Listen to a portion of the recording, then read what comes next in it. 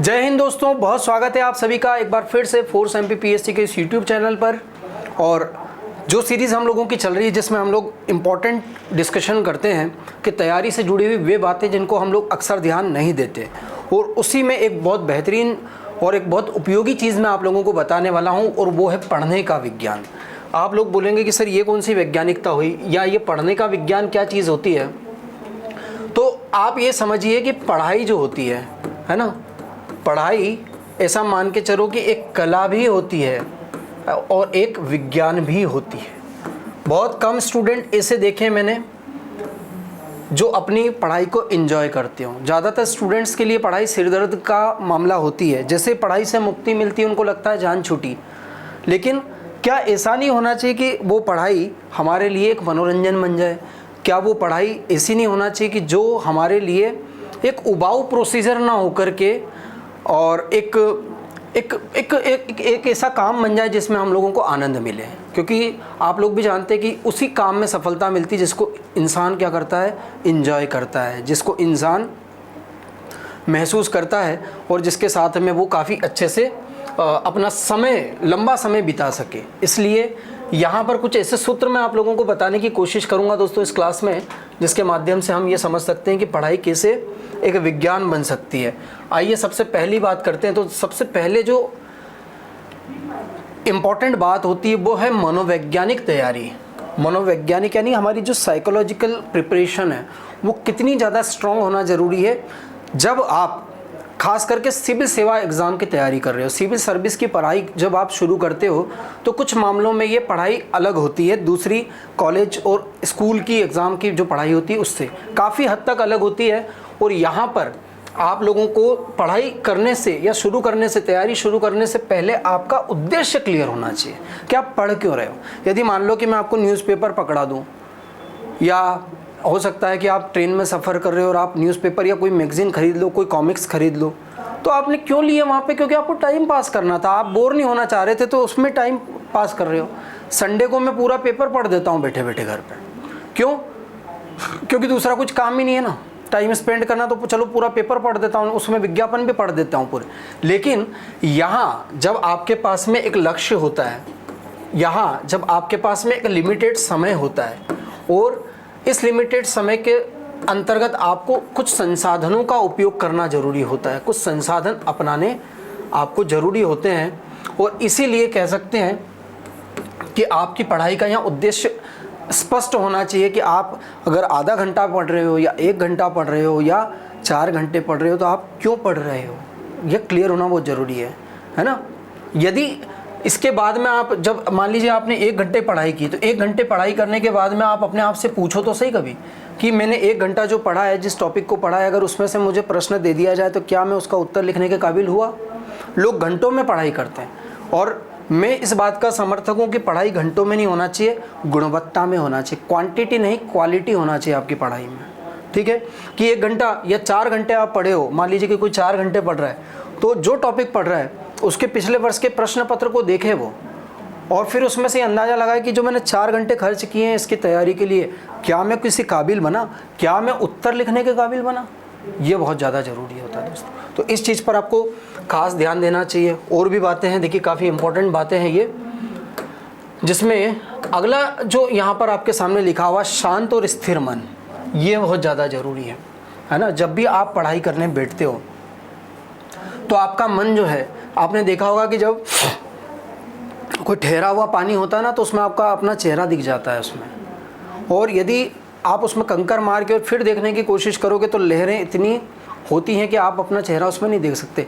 तो कुछ वैसी स्थिति हमारे मन की भी होती है। जब तक हमारा दिमाग शांत नहीं है, मन स्थिर नहीं है, इधर उधर भटक रहा है, तो उस समय पर मैं कम से कम मैं तो पढ़ता ही नहीं हूँ। मैं किताब को तब बिल्कुल हाथ नहीं लगाता हूँ जब मन नहीं करे। बट इसकी आदत भी नहीं डालना चाहिए कि रोज़ ही मन नहीं करेगा, नहीं तो फिर तो है ना। लेकिन जब तक आप स्थिर नहीं है, सारे काम निपटा लो, घूमना है घूम लो, खाना है खा लो, है ना, मूवी देख लो, 4 दिन करो ये काम, कहीं मत जाओ, है ना। लेकिन सोना है तो सोते रहो दिन भर।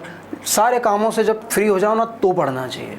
ये मेरा कहने का मतलब है। इमेज का महत्व, खास करके सिविल सर्विस की जितनी भी तैयारी होती है, मैं उसको ये कहूँगा कि वो तैयारी सिर्फ और सिर्फ इमेज फॉर्मेशन की तैयारी होती है है ना। एक कथा सुनाता हूँ आपको, एक छोटी सी कहानी। एक गांव था और इस गांव में बहुत सारे जो लोग थे, उस गांव के लोगों का सबका जो काम था वो खेती करना था। और वो खेती करने के लिए क्या करते थे, रोज़ दिन में सब अपने अपने खेतों में चले जाते थे और सारे घरों में ताले लटके हुए रहते थे। जैसे जैसे शाम ढलने लगती थी, सब सारे के सारे जो किसान लोग होते थे, रहवासी होते थे, वो अपने पशुओं को लेकर के अपने अपने घरों की तरफ आते थे। उस गांव में एक तालाब था और उस तालाब के किनारे बहुत ऊंचे ऊंचे नीम के और इमली के पेड़ थे, जिस पे बहुत सारे झूले बंधे हुए रहते थे। सारे लोग शाम के समय अपना समय व्यतीत करने के लिए उस जगह पे जाते थे और सब कोई आपस में बतिया रहा है, तो कोई चिड़ियाओं की आवाज़ सुन रहा है, कोई ढलते हुए सूरज को देख रहा है और कोई ऐसे ही टाइम पास करने के लिए जो है वो पानी में पत्थर मार रहा है। ऐसे सबका टाइम चलता था और जैसे जैसे अंधेरा होने लगता था वैसे ही सारे जो लोग थे वो एक एक करके थोड़ा थोड़ा धीरे धीरे अपने घर पे आ जाते थे। अब मेरे को ये बताओ आप, इस कहानी ख़त्म हो गई, कहानी ख़त्म हो गई। कहानी में कुछ भी नहीं था, लेकिन कहानी में ये चीज़ था कि जैसे जैसे मैं जो भी बोल रहा था, क्या आपको वो दिख रहा था? आप इस चीज़ को फील करना इस लेक्चर को सुनते सुनते। जब जब मैंने बोला कि वो नीम का पेड़ था तो आपको नीम का ही दिखा होगा। जब मैंने बोला इमली का पेड़ था तो आपको इमली का पेड़ भी दिखा होगा। जब मैंने कहा कि ताले लगे हुए रहते थे तो आपको दरवाजे पे लटकते ताले भी दिखे होंगे। यानी कि इससे एक चीज़ समझ में आना चाहिए कि जो हमारा दिमाग होता है दोस्तों, वो इतना ज़्यादा एक्टिव होता है कि वो हमारे बोलते ही तुरंत बोली गई चीज़ की इमेज बना लेता है, एक छवि बना लेता है। और यदि उसकी छवि हमारे दिमाग में, किसी भी चीज़ जिसकी छवि हमारे दिमाग में नहीं बनती ना, वो चीज़ हमें याद नहीं रहती और वो चीज़ कह देते ना मेरे को समझ में नहीं आया। समझ में नहीं आया का मतलब ये होता है कि इमेज नहीं बनी दिमाग में। जिस भी चीज़ की दिमाग इमेज बना लेता है वो हमको हमेशा के लिए समझ में आ जाती है, उसको हम कभी चाह के भी नहीं भूल पाते। जैसे मान लीजिए मैंने आपके सामने एक शब्द लिखा है, अब जैसे आप इस शब्द को पढ़ रहे हो तो क्या एक इमेज नहीं बन रही है एक जीव की आपके दिमाग में? और यदि मान लीजिए कि मैं इसको चाइनीज़ में लिख देता कुछ भी, चाई चुंग चांग, तो क्या आपके दिमाग में इमेज बनती? नहीं। तो जिसकी इमेज नहीं बनती वो समझ में नहीं आता और जिसकी इमेज बन जाती है वो टोटल समझ में आ जाता है। बस यहीं पर है पूरा का पूरा खेल, ठीक है। यानी कि सिविल सर्विस की सारी तैयारी इमेज की तैयारी होती है। जब भी पढ़ें तो इमेज बनाने की कोशिश करें। आगे और बातें करते हैं। देखिए पुस्तक के साथ में क्या व्यवहार करना चाहिए। जब भी आप बुक पढ़ना शुरू करते हो तो कुछ सूत्र हैं जो इंपॉर्टेंट रहेंगे। सबसे पहले तो पूरी बुक को आपको शुरू से अंत तक एक बार ऐसे पढ़ जाना चाहिए सरसरी नज़र से। पहली बार में शुरू से आखिरी तक एक बार पढ़ देना चाहिए। ये सारे जो चीज़ें हैं वो मैंने अपनाई है हमेशा। पूरी बुक पढ़ देने से क्या फ़ायदा हो जाता है, हमको ये पता लग जाता है। जैसे नक्शा देख लेते ना हम कहीं जाने से पहले कि अच्छा ये रोड यहाँ से यहाँ जाएगी, मतलब इतने घंटे में पहुँच जाएंगे अपन वहाँ पे। ऐसे ही यहाँ पर भी हमारी प्लानिंग बन जाती है कि अच्छा ये इतने चैप्टर्स है, उसमें से ये है। और एक लगभग मेरे साथ में ये होता है 20-30% मेरे को चीज़ें पकड़ में आ जाती है एक बार सरसरी नज़र से पढ़ने में। कभी भी बीच से नहीं पढ़ना चाहिए। जब भी हम किसी टेक्स्ट बुक को पढ़ना शुरू करें तो बीच से पढ़ने से क्या होता है कि इमेज नहीं बन पाती और साथ ही बेसिक्स जो होते ना, जो बेसिक्स चीज़ें होती है वो हमें समझ में नहीं आती, वो बेसिक्स नहीं बन पाते हमारे दिमाग में। ये आप लोगों को मालूम होना चाहिए। एक दिन में एक विषय का केवल एक चैप्टर पढ़ना चाहिए। देखिए हमेशा मैंने ये कोशिश की कि अगर मैं एक दिन में अगर 4 घंटे पढ़ रहा हूँ मान लो, तो मैं 1-1 घंटा 4 सब्जेक्ट को पढ़ता हूँ, ना कि 4 घंटे एक ही सब्जेक्ट को। इसको ऐसे समझिए कि मान लो कि आप फिल्म देखने के लिए जा रहे हो और थिएटर में फिल्म देख रहे हो और रोमांटिक फिल्म देखी आपने और फिर निकले और फिर दूसरी रोमांटिक फिल्म देखी आपने और फिर उस हॉल से निकले और फिर तीसरी हॉल में जाके फिर रोमांटिक फिल्म आपने देखी। तो अगर ऐसे 3-4 एक दिन में आपने रोमांटिक फिल्में देख ली ना, तो सारी फिल्मों की स्टोरी मिल जाएगी आपस में। लेकिन यदि एक रोमांटिक फिल्म देखी, फिर दूसरे नंबर पर आपने जाकर के कोई थ्रिलर देखा, ठीक है, तीसरे नंबर पर जाकर आपने कोई एक्शन फिल्म देख ली, तो आप देखना कि चारों फिल्मों की स्टोरी आपको याद रहेगी अलग अलग बहुत अच्छे से और आप बोर भी नहीं होंगे। यानी एक ही एक सब्जेक्ट को पढ़ के एक तो बोरियत हो जाती है और दूसरी वो मिक्स होने लगता है। तो आपस में एक दिन में ना करते हुए आपको क्या करना चाहिए, मल्टी डायमेंशनल सब्जेक्ट को एक दिन में कवर करने की कोशिश करना चाहिए। जितने भी दिन देर आप पढ़ें, आप एक विषय का केवल एक चैप्टर ही पढ़ें। अगली चीज़ें विषय को दोहराना चाहिए आपको। देखिए कैसे कैसे दोहराना चाहिए। रिवीजन बहुत इंपॉर्टेंट है। रिवीजन इस परीक्षा की तैयारी की जान होता है। एक दिन में एक टॉपिक को 4 बार आप रिवीजन कर सकते हो, या कम से कम 2 बार तो आपको करना ही चाहिए, 2 बार तो आपको कम से कम करना ही चाहिए। मैं हमेशा ये बोलता हूँ मेरे क्लास में स्टूडेंट को कि जो आपने पढ़ाया मैंने आपको, पहली बार तो आप उसको क्लास में अच्छे से समझ लो, 10 सवाल पूछ लो उसके बारे में, उसके बाद उसी दिन जाके उसको घर पे एक बार पढ़ो, जो भी आपके पास सोर्स है, बुक वगैरह जो भी है आपके पास, ऑथेंटिक बुक ज़रूर पढ़ना चाहिए।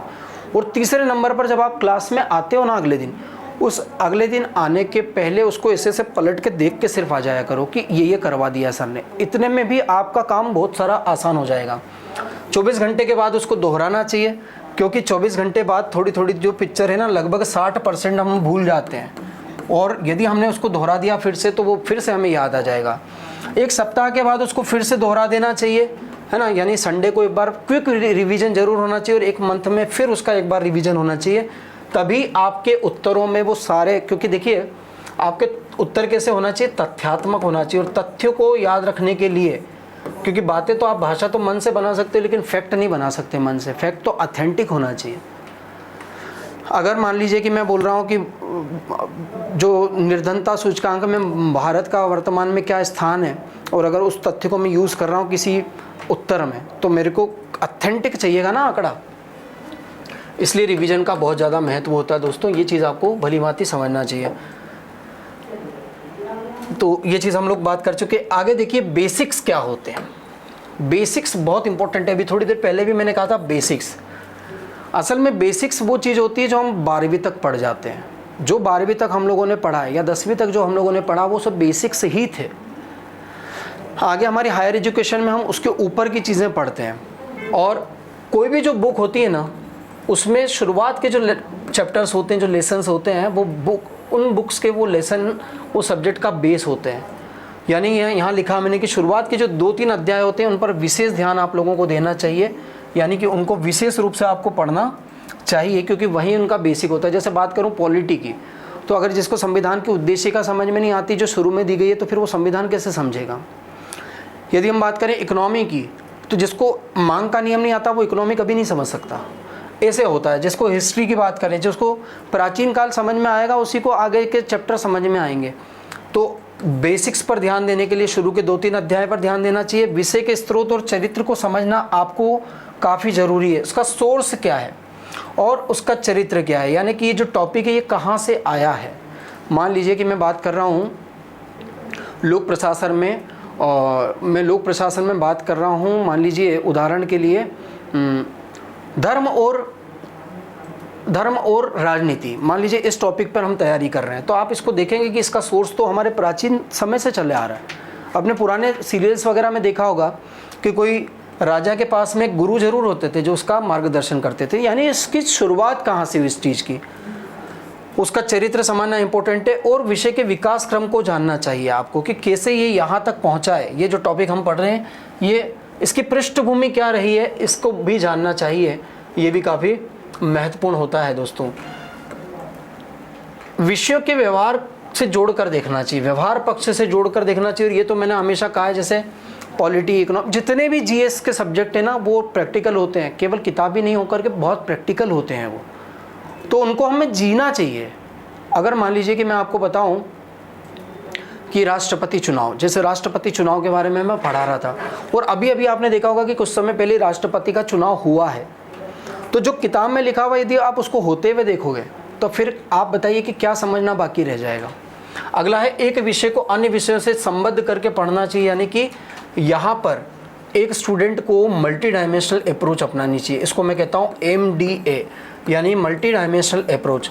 एक ही टॉपिक में, मान लीजिए कि जैसे आप योग के बारे में पढ़ रहे हो, योग दिवस के बारे में पढ़ रहे हो मान लो, तो इसी में आप देखेंगे कि योग दिवस 21 जून को मनाया जाता है। इसमें ज्योग्राफी है, इसको यूएनओ ने माना है, इसमें पॉलिटी है, ठीक है। इसकी वजह से स्वास्थ्य पर खर्च कम हो जाएगा। या योग को हम एक प्रोफेशन के रूप में भी अपना सकते हैं, इसमें इकोनॉमी है। योग स्वच्छता की भी बात करता है, इसमें पर्यावरण है। योग लोगों को जोड़ता है, इसमें आंतरिक बाहरी सुरक्षा का मामला जुड़ा हुआ है। मतलब एक ही टॉपिक के ऊपर आप सारे जीएस के सब्जेक्ट जो हैं उनको अप्लाई कर सकते हो, और ऐसे ही बच्चे को बहुत अच्छे नंबर आते हैं दोस्तों। और विषय के बारे में मॉडल्स बनाएं। मॉडल्स बनाने का क्या मतलब होता है, जैसे अक्सर जब मैं क्लास में मान लीजिए पॉलिटी पढ़ा रहा हूँ तो पूरी की पूरी क्लास को मैं संसद बना देता हूँ कि ये रही लोकसभा और ये रही राज्यसभा, और मैं बन जाता हूँ राष्ट्रपति, और फिर बड़ा मज़ा आता है। फिर कानून पारित करते हैं हम लोग, यानी कि जितना ज़्यादा हम उसको अपने व्यवहार में जोड़ के उसके मॉडल्स, मतलब क्लास को मैंने बना दिया संसद। ऐसे ही मान लीजिए कि आप पढ़ रहे हो जातिगत पंचायत क्या होती है या कबीला क्या होता है, तो उसके लिए आप अपने परिवार को बना सकते हो। समझ में आ रहा ना? बजट कैसे पारित होता है उसको आप अपने परिवार में समझ सकते हो कि परिवार का भी बजट बनता है। परिवार में जो परिवार अपना बजट मेंटेन ना करे उसका भी विनाश संभव, वहाँ उस नुकसान में रहेगा वो हमेशा। समझ में आ रहा ना? आय क्या होती, व्यय क्या होती, तो अपनी आय व्यय पे उसको अप्लाई करिए आप। मांग का नियम क्या होता है तो अपनी दुकान पे अप्लाई करिए आप कि ये चीज़ क्यों नहीं बिक रही, क्योंकि इसकी मांग कम हो गई होगी। ये चीज़ ज़्यादा क्यों बिक रही, क्योंकि इसकी मांग बढ़ गई है, और जिस चीज़ की मांग बढ़ती है उसका मूल्य भी बढ़ जाता है, आप खुद देखेंगे। ऐसे मॉडल्स बना के प्रैक्टिकल अप्रोच आपको डेवलप करने की कोशिश करना चाहिए। तो यहाँ पढ़ने की जो कला होनी चाहिए या पढ़ने का जो साइंस होता है दोस्तों, उससे जुड़े हुए कुछ बहुत इंपॉर्टेंट सूत्र मैंने आप लोगों के साथ शेयर किए हैं, और इस बात का मुझे पूरा विश्वास है कि कोई भी स्टूडेंट जो इसको अपनाएगा उसके रिज़ल्ट में इसका असर ज़रूर दिखाई देगा, और बहुत सकारात्मक असर दिखाई देगा।